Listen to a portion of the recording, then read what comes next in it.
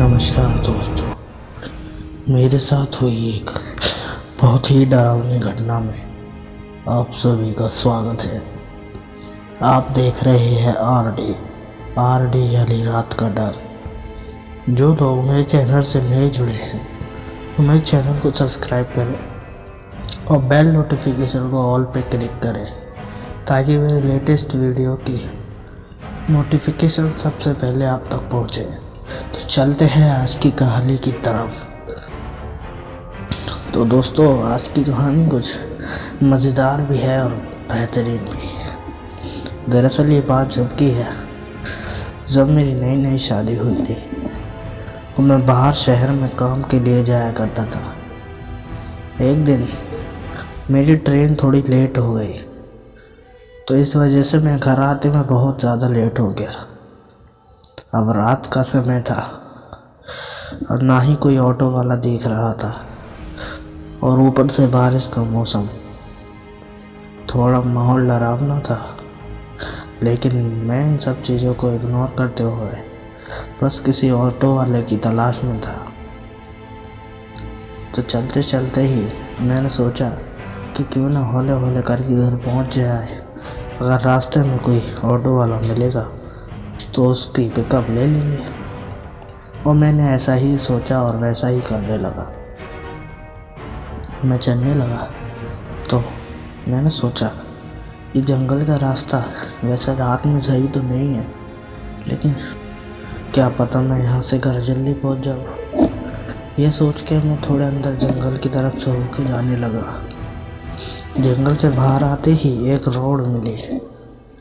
उस रोड पे 2-4 ऑटो दिखी। मैं भाग कर गया और ऑटो रुकवाए। मैंने बोला, भैया अरे मेरे को इस यही गांव तक जाना है। तो उसने मेरे से कहा, बैठिए और सवाल मत कीजिए। मैं चुपचाप बैठ गया बिना कुछ सवाल किए। और रास्ते में चलते चलते मैंने और टेम्पो वाले ने काफ़ी सारी बातें की। तो एकदम से अचानक टेम्पो रुक गया। तो उसने कहा, लगता है पंचर हो गया, आप 5-10 मिनट रुकिए, मैं इसको अभी सही करके देता हूँ।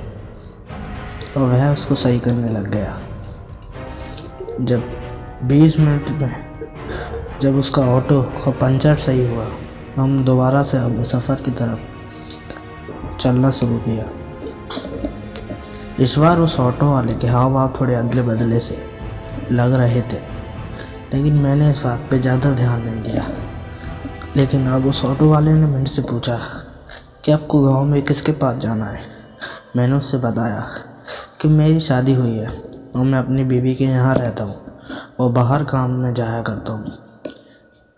तो वह सारी बात मैंने उस ऑटो वालों को बताई। और इतने में ही एक बार फिर से उसने ऑटो रोक दिया और उसने कहा, लीजिए आपका गांव आ गया। तो मैंने उससे कहा, अरे तुमको कैसे पता कि मेरे को इसी गांव में जाना है? और फिर यार आज हम थोड़ी जल्दी आ गए, थोड़ा सा टाइम और लगता है उधर जाने में। अरे नहीं, टाइम नहीं लगता, रास्ते में पंचर हुआ था ना, इसलिए आपको ऐसा लग रहा होगा। आपका गांव आ चुका है, मैं चलता हूँ। और यह कहकर वह वहाँ से जाने लगा। और अब वह रफ्तार में टेम्पो को लेके चला गया था। अब मैं अपने गांव की तरफ आने लगा। गांव की तरफ जब मैं आ रहा था तो मैंने एक चीज़ देखी कि गांव एकदम सुनसान पड़ा है। शायद मैंने सोचा देर रात का वक्त है, बारिश का मौसम है, सब लोग अपने घरों में होंगे। और मैं बस चुपचाप अपने घर की तरफ चलने लगा। तभी रास्ते में मुझे मेरा साला मिला। उसने कहा, अरे जीजा जी आप इस वक्त? तो मैंने उससे कहा, क्यों, तुम्हें पता नहीं मैं शहर के बाहर काम करता हूँ, तो मेरे को देर रात ही आता हूँ। तो उसने कहा, तो आज कुछ ज़्यादा ही लेट आए हैं आप? तो मैंने कहा, अरे हाँ, थोड़ी ट्रेन लेट हो गई थी, इस वजह से थोड़ा लेट हो गया। और फिर रास्ते में टेम्पो वाले का टेम्पो पंचर हो गया। मैंने कहा, और फिर उसने कहा, चलिए घर चलते हैं।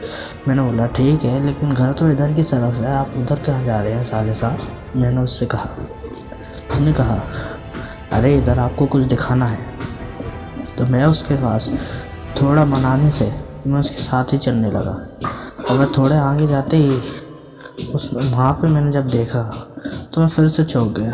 अब इस बार सास और ससुर और मेरी बीवी तीनों वहीं खड़े थे। तो अब ये सब देख के मैं थोड़ा और डर गया, और मैंने उनसे पूछा कि तुम लोग कौन हो और क्या चाहते हो। तो उन लोगों ने बिल्कुल मेरे घर वालों की तरह कहा, अरे दामाद जी, आप ये रात के टाइम मजाक क्यों करते हो, हम आपके ससुर नहीं हैं। मैंने कहा, तुम नहीं बेटे, तुम कुछ हो या नहीं हो, मैं इतना जानता हूँ, जो तुम खुद को बता रहे हो, तुम वो नहीं हो। और इतने में ही वह खौफनाक शैतान के रूप में बदल गए और एकदम से मेरे ऊपर झपटे और कहा, ओह तो तू समझ गया। खैर कोई बात नहीं, थोड़ा देर से समझा, अब समझने का क्या फ़ायदा, अब तो तू मारा जाएगा। और ये देख के मैं तुरंत वहाँ से भागने लगा। मेरी तो समझ में ही नहीं आ रहा था कि आखिरी चक्कर क्या है, लेकिन मैं ये सब समझ गया था कि वो जो कोई भी है वो मेरे घर वाले नहीं हैं। अब मैंने ऐसा उससे क्यों कहा था, क्योंकि मेरा दरअसल बात यह है कि मेरी बीवी और मेरे सास ससुर जी बाहर देवी की यात्रा में गए हैं, और वह उन्होंने कहा था कि 2-4 दिन से पहले आने वाले नहीं हैं, और वह हर साल जाते हैं। और मेरे को पता है कम से कम 1 हफ़्ता तो चाहिए, और अभी उनको आज ही गए थे। तो शाम को मैं देख के समझ गया कि यहाँ कुछ गड़बड़ है, लेकिन मैं समझ रहा था कि साले आपका कोई मजाक है, लेकिन वहाँ तो कुछ अलग ही बात थी। तो दोस्तों ये थी मेरी बेटी, आप भी थी। ये घटना जब मैंने लोगों को बताई तो लोगों ने पहले यकीन नहीं किया, लेकिन कुछ बड़े बड़े लोग थे, उन्होंने कहा, तुम सही कह रहे हो बेटा, इस गांव में ऐसी एक घटना पहले भी हुई थी। दरअसल जो टेम्पो वाला तुमको मिला था वह सब वो एक प्रेत है, और तुमने उसको काफ़ी सारी बातें बताई होगी।